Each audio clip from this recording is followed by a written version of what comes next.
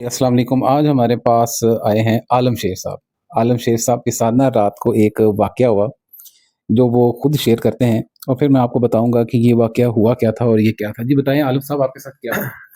ਜੀ ਡਾਕਟਰ ਸਾਹਿਬ ਇਸ ਤਰ੍ਹਾਂ ਹੈ ਕਿ ਰਾਤ ਦੇ ਤਕਰੀਬਨ 11:30 ਦਾ ਟਾਈਮ ਸੀ ਹਾਂ। ਤੇ ਨਾ ਮੈਨੂੰ ਅਜੀਬ ਜੀ ਕੋਈ ਆਵਾਜ਼ਾਂ ਮਹਿਸੂਸ ਹੋ ਰਹੀਆਂ ਸੀ, ਯਾਨੀ ਕਿ ਉਹ ਅਲਾਮਤਾਂ ਜ਼ਾਹਿਰ ਹੋ ਰਹੀਆਂ ਸੀ। ਤੇ ਮੇਰੇ ਕੋਲ ਇਤਨੀ ਸਖਤ ਨਹੀਂ ਸੀ ਉੱਠਣ ਦੀ। ਮੈਂ ਆਪਣੇ ਬੇਟੇ ਨੂੰ ਆਵਾਜ਼ ਦਿੱਤੀ ਕਿ ਜ਼ਵਾਰ ਇੱਕ ਮਿੰਟ ਆਏ ਨਾ ਯਾਰ, ਮੇਰੀ ਤਬੀਅਤ ਬੜੀ ਖਰਾਬ ਹੋ ਰਹੀ, ਮੇਰਾ ਜਿਸਮ ਹਰਕਤ ਨਹੀਂ ਕਰ ਰਿਹਾ। ਜਦੋਂ ਮੈਂ ਆਪਣੇ ਜਿਸਮ ਵੱਲ ਵੇਖਿਆ ਨਾ, ਮੈਨੂੰ ਪਸੀਨਾ ਇਤਨਾ ਆਇਆ ਹੋਇਆ ਨਾ, ਮਹਿਸੂਸ ਹੋ ਰਿਹਾ ਸੀ ਕਿਸੇ ਮੇਰੇ ਨੇ ਪਾਣੀ ਮੇਰੇ ਉੱਪਰ ਡੋਲ ਦਿੱਤਾ, ਇਤਨਾ ਪਸੀਨਾ ਆਇਆ ਸੀ।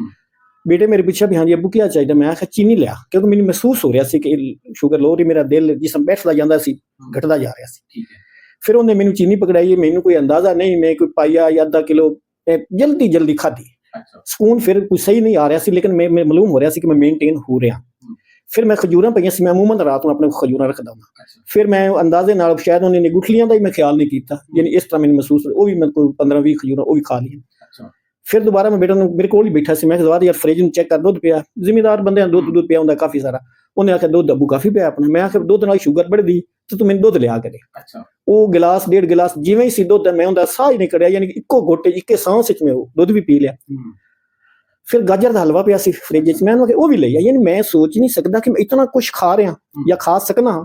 ਇੱਕ ਰੋਟੀ ਤੋਂ ਤਾਂ ਮੈਂ ਕਦੀ ਰੋਟੀ ਨਹੀਂ ਸੀ ਖਾਧੀ, ਲੇਕਿਨ ਉਹ ਭੁੱਖ ਮੈਨੂੰ ਜਾਂ ਉਹ ਸ਼ੂਗਰ ਕਮ ਲੋ ਦੀ ਵਜ੍ਹਾ ਨਾਲ ਇਹ ਸਾਰਾ ਕੁਛ ਮੈਂ ਬਰਦਾਸ਼ਤ ਕੀਤਾ। ਕਮ ਸੇ ਕਮ ਅੱਧੇ ਘੰਟੇ ਬਾਅਦ ਮੈਨੂੰ ਮਹਿਸੂਸ ਹੋ ਰਿਹਾ ਕਿ ਹੁਣ ਮੇਰੀ ਤਬੀਅਤ ਕੁਛ ਬਿਹਤਰ ਸੰਭਲ ਰਹੀ। ਖੈਰ ਜੀ ਉਹ ਸੰਭਲ ਗਈ। ਉਸ ਤੋਂ ਬਾਅਦ ਮੈਂ ਬੇਟੇ ਨੂੰ ਆਖਿਆ ਕਿ ਗਲੂਕੋਮੀਟਰ ਲਿਆਓ ਤੇ ਚੈੱਕ ਕਰੀਏ ਕਿ ਇਤਨਾ ਕੁਛ ਮੈਂ ਖਾਧਾ, ਇਹ ਨਾ ਹੋਵੇ ਕੋਈ ਬਹੁਤ ਜ਼ਿਆਦਾ ਹਾਈ बढ़ ਗਈ ਹੋਵੇ ਤੇ ਫਿਰ ਜ਼ਿਆਦਾ ਨਾ ਮਸਲਾ ਬਣੇ। ਉਸ ਟਾਈਮ ਚੈੱਕ ਕੀਤਾ ਤੇ 247 ਯੂਨਿਟ ਜਿਹੜੀ ਇੱਥੇ ਪਹੁੰਚ ਗਈ ਸੀ। ਇਹਦਾ ਮਤਲਬ ਇਹ ਉਹ ਪਹਿਲੇ ਜਾਂ 50 ਤੇ ਆਈ ਜਾਂ ਕਿ 50 ਤੋਂ ਸ਼ਾਇਦ ਨੀਚੇ ਆਈ। ਤੇ ਉਸ ਤੋਂ ਬਾਅਦ ਉਸ ਨਾਲ ਮੈਨੂੰ ਫਿਰ ਆਸਤਾ ਮੈਨੂੰ ਸਕੂਨ ਹੁੰਦਾ ਗਿਆ। तो इस तो मैं अपने आप अलामात मालूम होया कि शुगर इन चीज़ों ਨਾਲ फिर कवर। बिल्कुल ये है बेसिकली लो शुगर। जैसे ही लो शुगर हुई, बंदे को पता ही नहीं चलता, उसे ऐसे लगता है कि बस ना मौत के फरिश्ते नज़र आ रहे हैं।